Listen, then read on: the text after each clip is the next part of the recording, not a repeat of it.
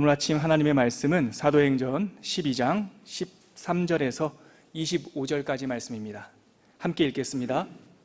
베드로가 대문을 두드린데 로데라 하는 여자아이가 영접하러 나왔다가 베드로의 음성인 줄 알고 기뻐하여 문을 미처 열지 못하고 달려들어가 말하되 베드로가 대문 밖에 섰더라 하니 그들이 말하되 내가 미쳤다 하나 여자아이는 힘써 말하되 참말이라 하니 그들이 말하되 그러면 그의 천사라 하더라.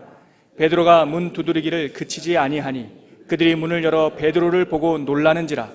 베드로가 그들에게 손짓하여 조용하게 하고 주께서 자기를 이끌어 옥에서 나오게 하던 일을 말하고 또 야고보와 형제들에게 이 말을 전하라 하고 떠나 다른 곳으로 가니라.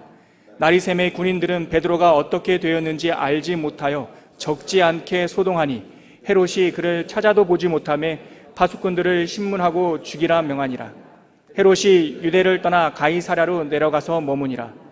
헤롯이 두로와 시돈 사람들을 대단히 노여하니 그들의 지방이 왕국에서 나는 양식을 먹는 까닭에 한마음으로 그에게 나와 왕의 침소 맡은 신하 블라스도를 설득하여 화목하기를 청한지라.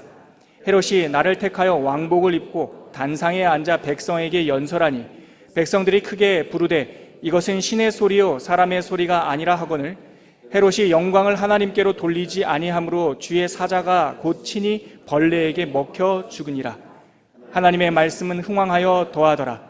바나바와 사울이 부조하는 일을 마치고 마가라 하는 요한을 데리고 예루살렘에서 돌아오니라. 아멘. 우리가 성경을 읽을 때 그 성경 한 각 권마다 우리는 통일성과 전체성을 인식하면서 읽게 되죠. 그 성경 하나는 아주 체계적인 또 분명한 메시지가 담겨있는 성경입니다. 물론 사도행전도 그렇죠. 하지만 좀 더 큰 관점에서 보면 이 사도행전도 하나님 창세기부터 계시록까지 아니면 시간 이 기록된 성경 바깥에 있는 하나님의 큰 구원의 역사의 한 부분입니다. 우리가 반대로 사도행전을 읽을 때 사도행전이 1장 8절에 오직 성령이 너에게 임하시면 너희가 권능을 받고 예루살렘과 온 유다와 사마리아와 땅끝까지 이르러 내 증인이 되리라.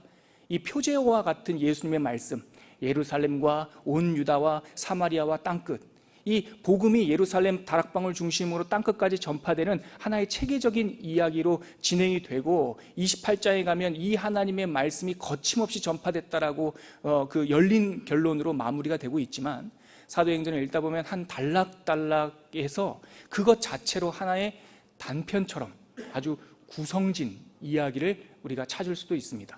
오늘 우리가 읽은, 어제도 읽고 오늘 우리가 읽은 이 사도행전 12장 말씀은 그 12장 하나가 마치 단편 수필처럼, 짧은 수필처럼 하나의 플롯을 갖고 있는, 하나의 구성을 갖고 있는 단락입니다. 시작할 때 헤롯 이야기로 시작했죠. 끝날 때 12장을 끝날 때 헤롯 이야기로 끝납니다. 시작할 때 야고보 사도가 순교합니다. 끝날 때 그 야고보 사도를 죽인 헤롯이 죽습니다. 시작할 때 감옥에 있는 그 베드로가 감옥에 갇히는 이야기로 시작하고 끝날 때 감옥의 간수 이야기로 끝납니다. 마치 이렇게 모였다가 다시 똑같은 형식으로 다시 퍼지는 이런 대칭 구조의 형식을 12장이 갖고 있어요. 이러한 구조를 유대인들 뿐만 아니라 이 신약 성경이 쓰여질 때 당시 그리스 헬라 문화에서 아주 익숙한 글쓰기 방법이었습니다. 이러한 모습을, 이러한 방식을 쓴다는 이유는 분명한 메시지가 있다는 거예요. 그리고 수렴되어서 이렇게 쫙 내용이 수렴되어서 똑같은 모양으로 이렇게 퍼질 때 그 가운데 전환점이 있고 앞부분이 전제였으면 뒤에가 결론 같은 구성을 띠고 있어요. 제가 왜 이렇게 서론을 길게 하냐면 오늘 우리가 읽은 이 13절서부터 25절 내용은 23절까지 있습니다. 23절까지 이 내용이 어제 우리가 읽었던 그 기적사건의 결론과 같은, 해석과 같은 내용입니다. 어제 우리는 묵상했지요. 세상은 더 새로운 핍박으로 예루살렘 교회를 누르고 압박했지만 하나님께서는 그 말도 안 되는 그 헤롯의 핍박의 그 사건에 개입하셔서 헤롯의 시간과 헤롯의 사건 속에 하나님의 사건을 일으켰죠. 그래서 감옥에 갇혀있는 베드로를 하나님의 신비한 기적으로 끌어내는 그래서 기도하는 성도들에게 나타나는 그 장면까지 읽었습니다.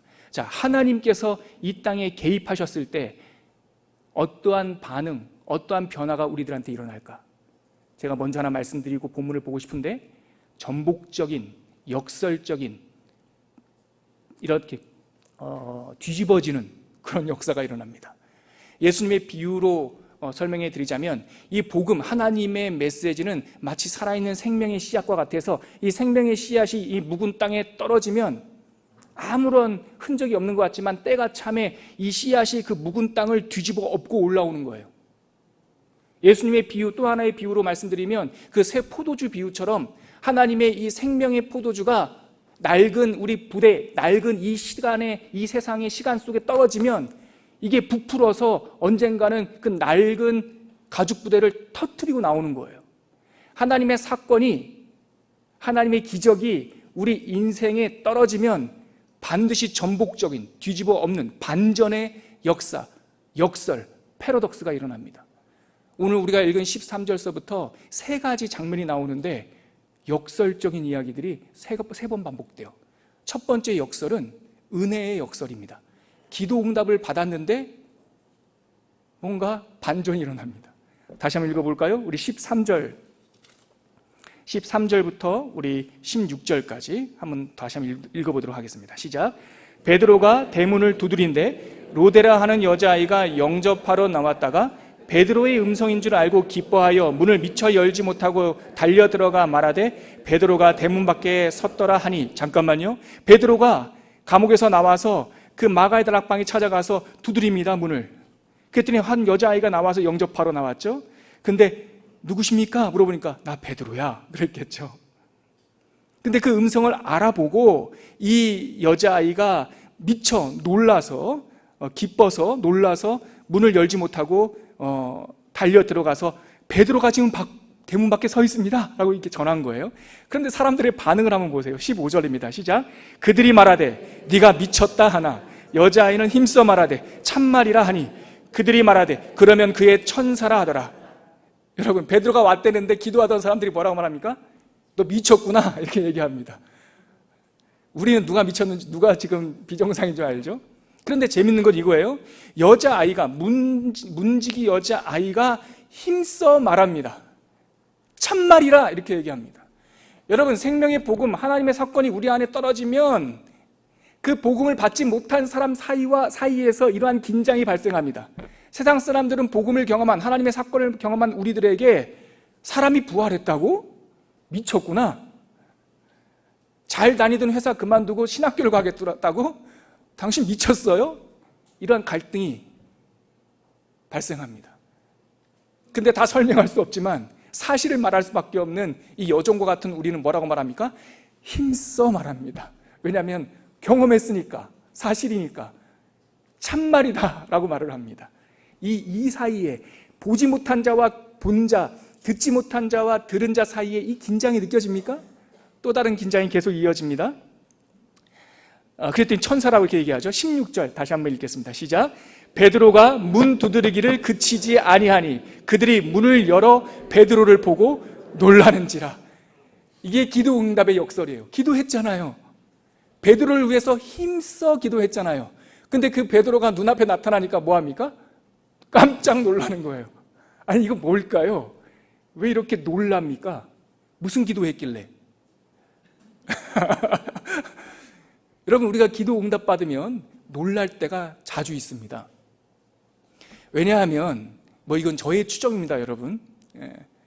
저의 추정으로 이 마가의 다락방에 모여있던 사람들이 베드로를 위해서 어떤 중보기도를 했을까요? 힘써, 진심으로. 제 추정은 하나님, 베드로 사도가 믿음을 버리지 않게 해주십시오 이렇게 기도했을 것 같아요. 전과가 있지 않습니까? 예전에 예수님 잡혀갔을 때 3번이나 부인했던, 또 사도 야고보가 참수를 당했으니까 죽지 않게 해주세요.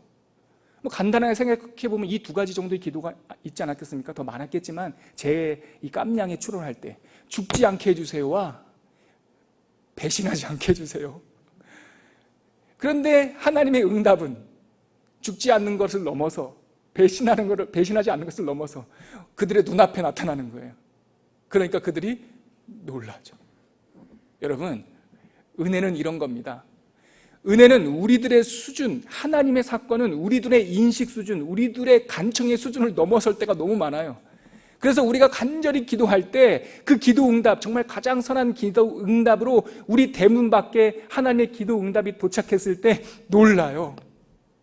이런 은혜가 저와 여러분들에게 있길 바랍니다. 내 계획대로 되지 않았다라고 해서 잘못된 게 아닙니다. 여러분, 놀라지 마십시오.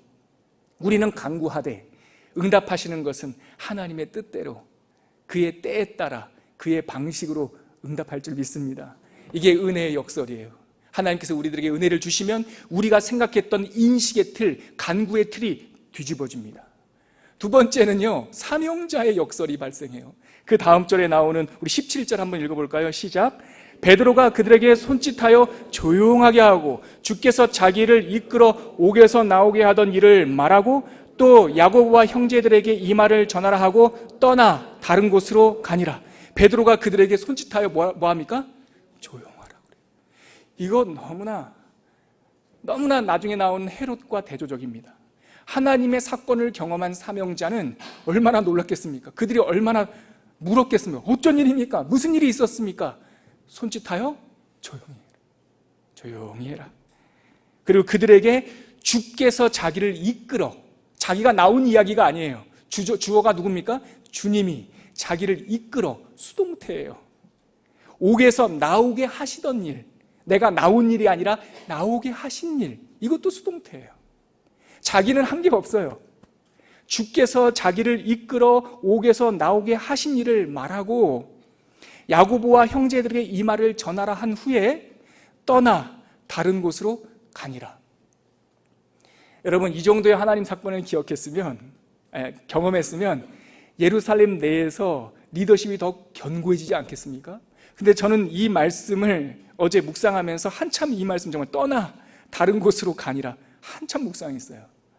하나님의 사건을 경험한 사명자가 그곳에서 수석 제자로서의 리더십을 견고하게 하고 더 조직을 강건하게 하고, 야, 하나님께서는 우리를 옥에서도 구원하시는 초월적인 분이셔, 당신들도 믿어, 그러니까 우리가 더욱더 힘써 모이자가 아니라 떠나 다른 곳으로 가니라.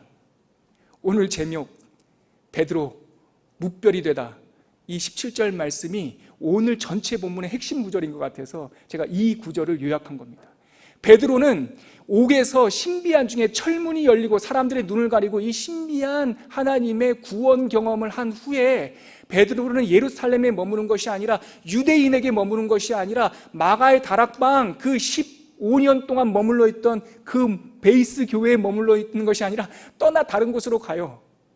이 장면을 보면서 베드로는 어디로 갔을까요? 이 장면을 보면서 그 베드로 행전이라고 하는 출처를 알 수 없는 초대교회 문서에 보면 베드로가 이때 로마로 갔다라고 되어 있어요. 그리고 가톨릭 교회의 전설에 따르면 베드로가 이때부터 로마에 와서 전도해가지고 첫 번째 사도, 교황이 되었다라고 말하는데 저는 그건 동의 못하겠고, 그러나 많은 학자들이 말하기는 베드로는 적어도 이 감옥 사건, 탈옥 사건 이후에 예루살렘에 머물지 않고 그가 전도했던 사마리아, 그가 전도했던 요빠, 우리 지난 시간에 살펴봤던 그가 전도했던 루따, 이 주변 지역을 전도했을 것이라고 많은 학자들이 동의합니다. 그리고 1년 후에 갈라디아서 2장에 보면 베드로는 안디옥 교회에 와서 전도합니다. 그리고 다시 예루살렘 공회회 때는 다시 예루살렘에 와서 야고보와 함께 성도들의 모임 예루살렘 공회에 참여합니다. 지역적 사슬이 끊어진 거예요.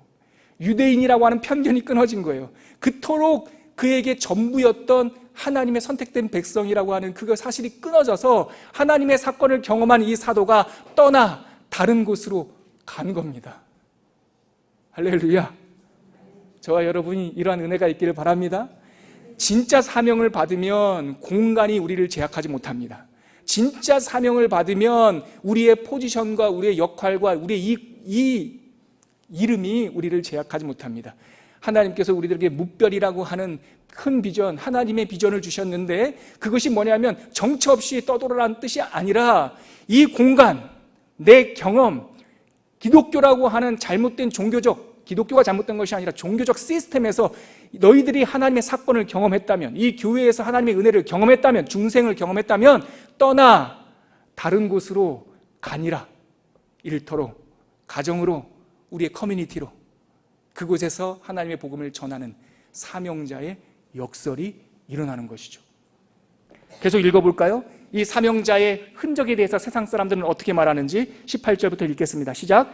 날이 새매 군인들은 베드로가 어떻게 되었는지 알지 못해, 세상은 알지 못해요. 적지 않게 소동하니 19절. 헤롯이 그를 찾아도 보지 못하매 파수꾼들을 신문하고 죽이라 명하니라.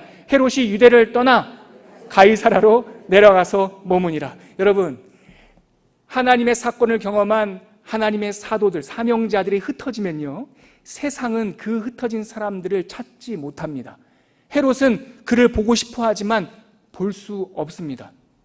제가 월요일날 말씀드렸듯이 제가 신학대학원에서 교회사를 전공할 때 교회사에 보면 유명한 하나님의 리더들도 있지만 무명의 하나님의 리더들이 수없이 많아요.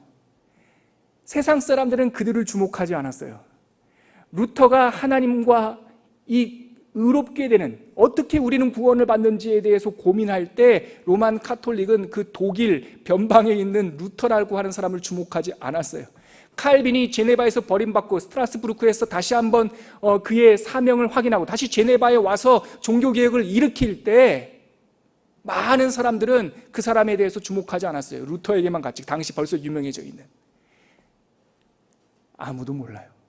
그런데 묵별처럼 흩어져서 들꽃처럼 자기가 있는 그 한 곳에서 하나님의 복음을 밝힐 때 이 땅에 하나님의 교회에 진정한 부흥이 일어나는 거예요.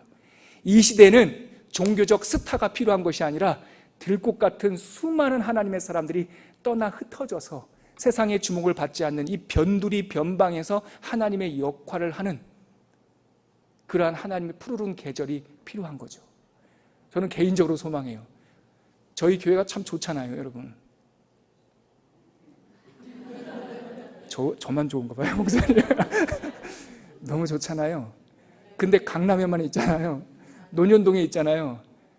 저는 하나님이 어떤 플랜을 하실지 모르겠지만, 어떤 모양으로 될지 모르겠지만, 저는 경기도 3분에 살거든요. 하나님, 경기도에도 좋은 교회가 일어나게 하여 주시옵소서.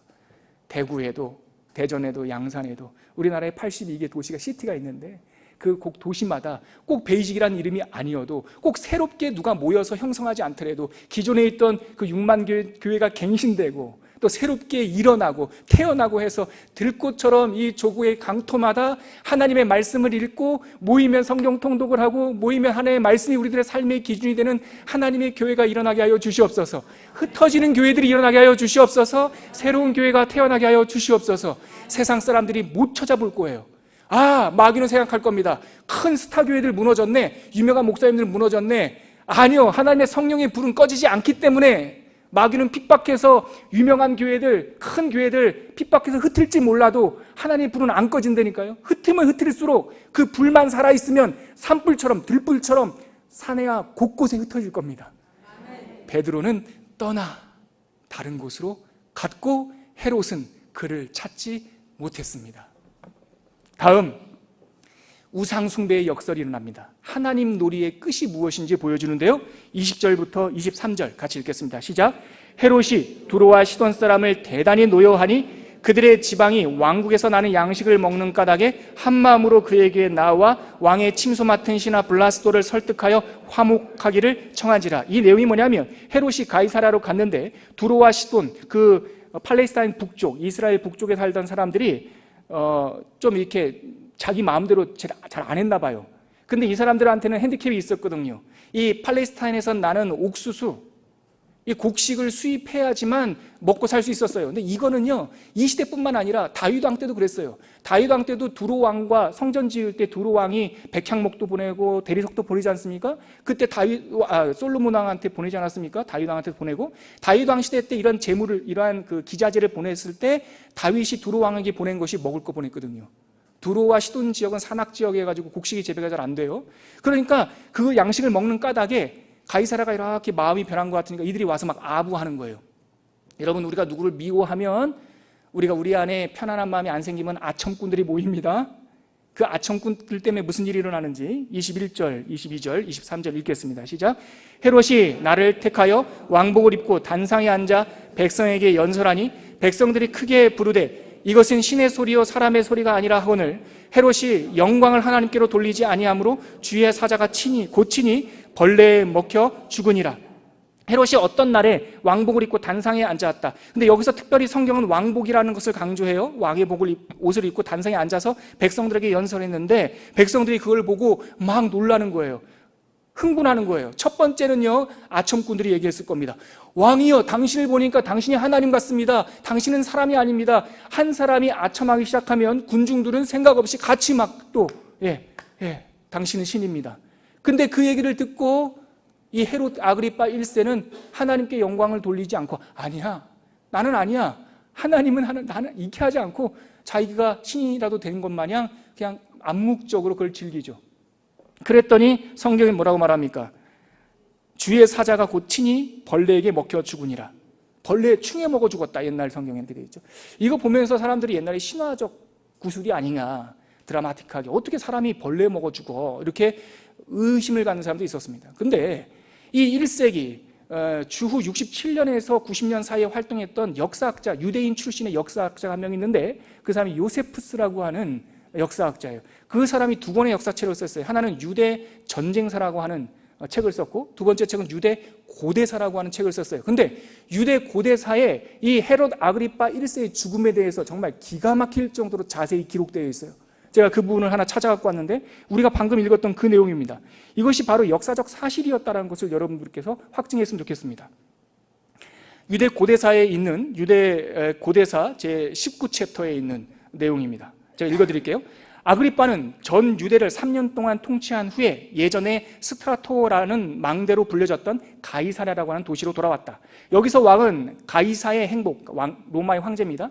가이사의 행복을 기원하는 축제 기간이 시작되었다는 것을 알고서 가이사의 영광을 기념하는 집단 축제를 거행하기로 결정했다. 이때 그 나라의 직책을 가졌거나 주변 나라에 지위가 있는 많은 사람들이 모여들었다. 그 축제의 두 번째 날 아그리빠 왕은 은실로 짠 참으로 멋진 왕복을 입고 이른 아침 원형극장에 들어갔다. 바로 그때 동쪽에서 해가 떴고 태양의 찬란한 빛이 비치자 은으로 짠 그 옷은 신비한 빛을 발하기 시작했고 그것을 바라본 사람들은 기묘한 두려움과 경이로움을 느꼈다. 이때 아첨꾼들은 왕에게 유익하지 않았지만 아그리빠 왕을 신이라고 부르면서 사방에서 목소리를 높였다. 그들은 이어서 아그리빠 왕이여 우리를 용서하소서. 지금까지 우리는 당신을 한 왕으로서만 존경했습니다. 하지만 앞으로는 당신이 죽을 수밖에 없는 인간이 아니라 그 이상의 존재임을 인정합니다. 왕은 그들을 꾸짖지 않았고 그들의 아첨을 불경스러운 것이라고 거절하지도 않았다. 그러나 이 일 직후에 왕은 그의 머리 위에 있는 줄 위에 한 마리 올빼미가 앉아있다는 것을 보았고 그것이 불길한 전조임을 인식했다. 마음속에 갑자기 빗으로 찔리는 듯한 아픔이 밀려왔다. 왕은 갑자기 엄습한 강한 고통으로 인하여 복부를 움켜잡았다. 중략하고요. 왕은 높은 침상에 누워 엎드려져 있는 백성들을 보고 눈물을 흘렸다. 5일간의 복통으로 탈진한 왕은 나이 54세에 즉위한 지 7년 만에 세상을 떠났다. 요세푸스의 역사 기록, 유대 고대사에 있는 아그리빠 왕의 죽음입니다. 역사적 사실이었어요. 은실로 만든 옷을 입고 와가지고 사람들이 아첨하니까 자기가 하나님인 줄 알고 하나님 놀이를 한 거예요. 그리고 나서 복통에 충에 벌레가 먹어 죽어버렸어요. 7년 만에. 여러분, 하나님 놀이, 자기가 하나님 되려고 하는 것은 인간의 아주 오래된 영적 질병입니다. 창세기에 있는 아담과 하와가 빠졌던 일이 사탄이 딱 걸었던 게 너 하나님 돼. 바벨탑 사건이 왜 일어났어요? 하나님 되고 싶어. 천사가 왜 노래하던 찬양 천사에서 루시퍼가 되었어요? 하나님 자리를 탐하다가. 하나님 되고 싶어 하는 이 욕망이 바로 우상숭배의 뿌리고 우리가 돌로 만들고 또 연등을 달고 탑을 만들고 하는 거 잘 보십시오. 제 초월한 하나님 신을 섬기는 것이 아니라 사실 자기의 욕망을 섬기는 거죠. 사람들이 왜 헤롯에게 아첨했습니까? 자기한테 아쉬운 게 있으니까. 근데 그 아첨을 받고 헤롯은 자기가 신인 줄 착각해요. 그래서 A.W. 토저라고 하는 설교자는 우리가 에덴 동산 이후로 이 에덴 동산에서 하나님이 되고자 했지만 사람은 하나님이 된 것이 아니라, 선악과를 먹고 하나님이 된 것이 아니라 하나님이 된 줄 착각하게 되었다라고 진술을 합니다. 우리 안에 이러한 영적 질병이 있어요. 하나님 놀이에 빠져있던 헤롯을 그러나 하나님께서는 어떻게 했습니까? 보잘것없는 미물, 벌레 하나를 통해 가지고 죽여요. 허무하게 죽음에 이르게 됩니다. 여기에 바로 우상숭배의 반전, 역설이 있습니다. 우상숭배하면 결국 하나님 없이 죽습니다. 신이 되고자 하면, 그래 너가 신이니? 그래 죽자. 죽습니다. 언젠가 때가 되면 흙으로 돌아갑니다. 이 이야기가 끝난 후에 하나님께서는 누가를 통하여서 24절, 25절 이 세상 역사 지표면 아래에 흐르는 하나님의 역사의 줄기를 다시 한번 우리에게 알려줍니다. 우리가 큰 목소리로 24절과 25절 한번 읽도록 하겠습니다. 시작. 하나님의 말씀은 흥왕하여 더하더라. 바나바와 사울이 부조한 일을 마치고 마가라 하는 요한을 데리고 예루살렘에 돌아오니라. 이렇게 헤롯이 죽은 후에, 하나님 놀이하던 헤롯이 죽은 후에 하나님의 말씀은 흥왕했다. 더하여졌다.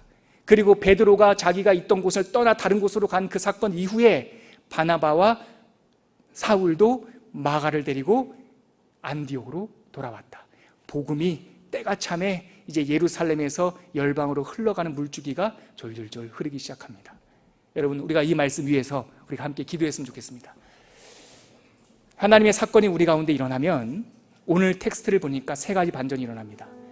은혜의 반전이 일어납니다. 내 수준의 응답이 아니라 하나님의 뜻이, 하나님의 응답이 우리의 삶 속에서 일어납니다. 또 하나는 사명자의 반전이 일어납니다. 내가 있는 곳이 더욱더 간고해지는 것이 아니라 떠나 다른 곳으로 가서 무별되는 사건들이 일어납니다. 그리고 우상 숭배하던 그 못된 습관들이 다 뒤집어집니다. 하나님 놀이하던 것이 끝장납니다. 우리가 이 시간 기도할 때 하나님 은혜의 반전을 경험하게 하여 주시옵소서. 무별되게 하여 주시옵소서. 우상을 다 깨버리고 하나님의 말씀이 흥왕하는 삶이 되게 하여 주시옵소서. 이렇게 기도 제목 가지고 간절히 기도하겠습니다. 하나님 아버지, 은혜를 감사합니다. 오늘 사도행전 12장 말씀을 통하여서 하나님의 구원 사건이 우리들에게 일어날 때 어떠한 반전들, 어떤 전복적인 역사들이 일어나는지를 알게 되었습니다. 하나님 아버지의 은혜가 우리들의 삶을 다 뒤엎는 하나님의 사건으로 임하게 하여 주시옵시고, 우리가 우리들의 삶의 현장에 갇히지 않고 무별되어 떠나는 것이 준비되게 하여 주시옵시고, 하나님 아버지 또한 우리들의 삶 속에서 왕노릇하던 것이 다 깨어지고 부서지는 하나님 아버지의 우상 숭배가 전복되는 역사들이 일어날 수 있도록 인도하여 주시옵시며, 우리들의 삶은 말씀이 흥왕하여 더하여지는 일들이 일어날 수 있도록 주님 붙잡아 주시옵소서. 하나님 아버지, 예수 그리스도의 십자가를 통하여서 하나님의 구원 사건은 이미 우리들에게 이루어진 줄 믿습니다. 이제 은혜의 역설이 우리들의 삶 속에 임하게 하여 주시옵시고, 사명자의 역설이 일어나게 하여 주시옵시고, 모든 우상들이 깨어지는 우상 숭배에 뒤집어지는 전복적인 사건이 일어나게 하여 주시옵소서. 그리하여 하나님의 말씀이 흥왕하여지고 하나님의 말씀을 따라 흘러가며 꽃을 피우고 하나님께 영광이 되는 삶이 될 수 있도록 이끌어 주시옵소서. 이제는 십자가 위에서 이 구원을 이루신 예수 그리스도의 은혜와 지금도 그 은혜를, 그 사랑을 우리에게 부어주시는 하나님 아버지의 끝없는 사랑과 지금 오늘도 우리와 함께 가시고 동행하시는 성령 하나님의 충만하심이 오늘 사도행전 12장에 있는 복음 사건을 경험한 우리들에게 일어나는 이 영향을 나에게 일어나는 하나님의 사건으로 믿고 하나님 은혜를 경험하기를 원하고, 사명자의 사명을, 그 길을 걷길 원하고, 우상 숭배를 끊어버리기를 원하는 주의 백성들 위해 지금부터 영원까지 함께 계시기를 간절히 축원하옵나이다. 아멘.